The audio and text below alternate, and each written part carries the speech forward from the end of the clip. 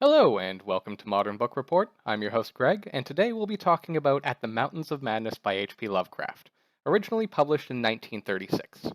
It made its first appearance in Astounding Stories of Super Science, a science fiction magazine which started in 1930, only 6 years before, and it astoundingly still runs today under the name Analog, Science Fact, and Science Fiction.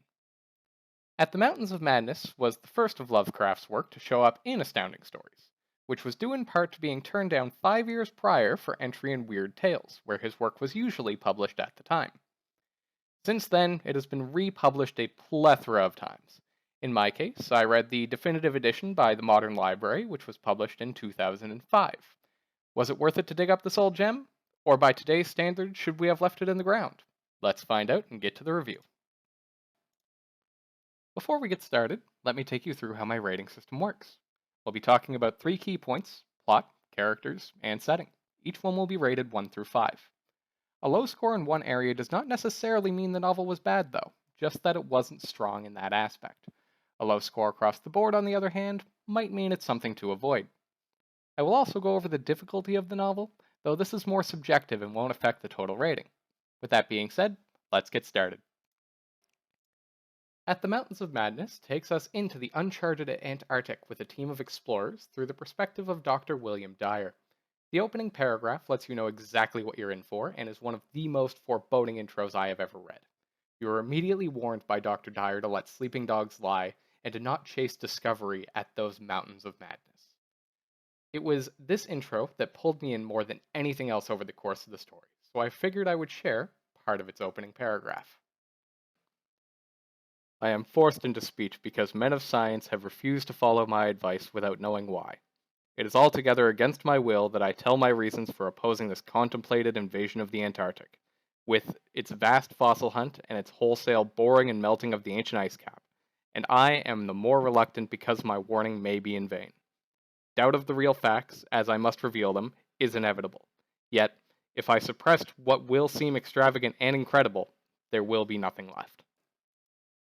As Dr. Dyer retells his tale, it goes from curiosity and excitement to tragedy and terror.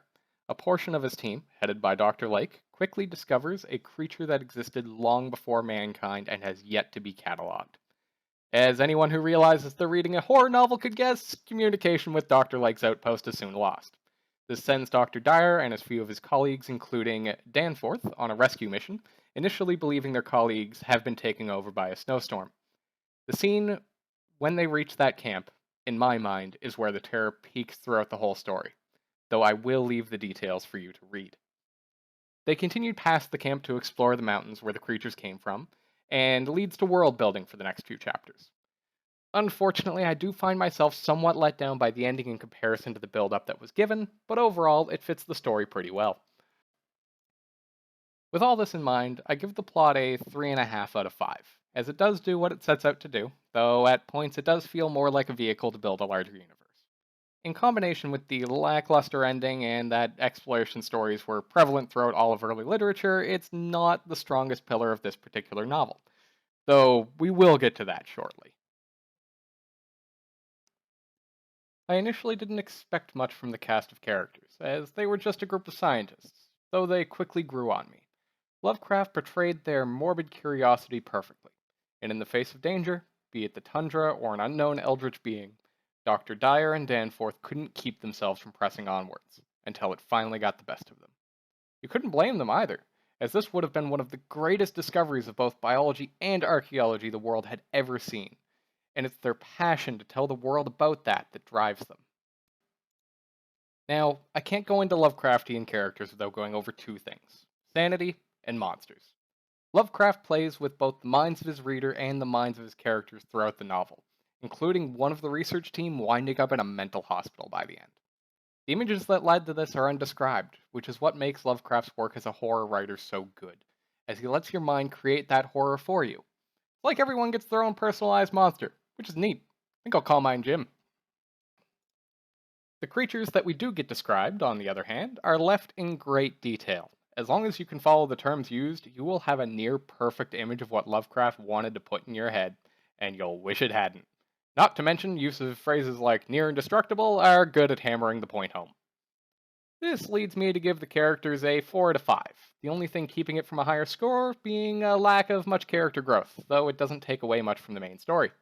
Both the portrayal of human curiosity and indescribable madness are done to a near perfect T. By the end, you'll both feel their fear and still want to know more. Whether it's the frozen tundra or the mystifying underground city, At the Mountains of Madness is a masterclass in setting.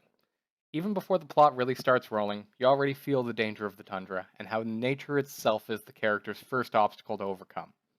Once things go down, however, Lovecraft has a way of masking everything in a cloud of uncertainty. The man makes penguins terrifying at one point. Penguins, for God's sakes! I mean, look at them! How do you make that thing scary? Well, he finds a way. Lovecraft is known for his world building, and it's why his legacy still stands today. He not only made immersive environments, but every one of his stories is just another bit of framework for a larger mythos. This is why so many properties have been made from or inspired by this world. From games like Eternal Darkness to movies like Reanimator, he has left a world behind like no one has before. So how could I give the setting of a key story from the granddaddy of world building anything but a 5 out of 5? As long as you can follow along, you'll find yourself sucked into the strange structures and expansive underground caverns. As you turn each corner, something new is bound to be waiting for you. Just hope you're not its afternoon snack. Now, I would say if there's one thing keeping me from suggesting this story to absolutely everyone, it is the difficulty. Now, don't get me wrong, At the Mountains of Madness would definitely be a lesser novel if it didn't have its heavy use of scientific vocabulary, but this can keep some from enjoying it as much. It definitely fits into the very hard category, as you either have to Google a couple of things or have a good pre existing knowledge of the geologic timescale. Either way, though it is short, I wouldn't consider it a light read. Overall, would I recommend At the Mountains of Madness? Absolutely. Though you should know what you're getting yourself into. It's not just going to be a story you can fit in on a lunch break at work. To fully enjoy it, you do need some peace and quiet and to set some time aside. It also does help to have your phone nearby if you don't already know what Precambrian means. Anyway, this has been Greg, and I hope I was both entertaining and informative. Thank you, and have a nice day.